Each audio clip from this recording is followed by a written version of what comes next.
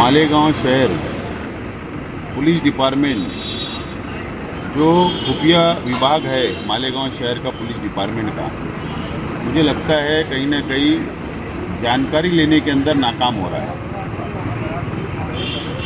जहाँ तक मेरी मालूमात है कि भारतीय जनता पार्टी का एक खासदार जो महाराज है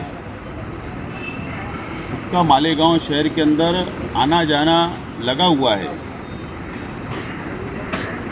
अगर कोई पार्टी का प्रोग्राम है या कोई दौरा है तो पुलिस को जानकारी होना चाहिए या प्रेस को जानकारी रहना चाहिए या प्रेस के अंदर खबर आना चाहिए, लेकिन ऐसा हमको आज तक समझ में नहीं आया।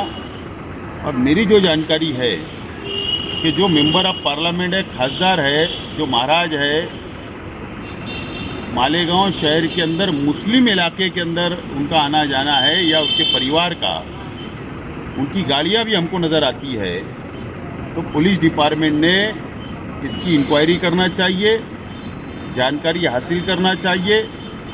कहीं मालेगांव शहर के अंदर कोई प्लानिंग या षड्यंत्र तो नहीं रचा जा रहा है, ऐसा हमको शंका है।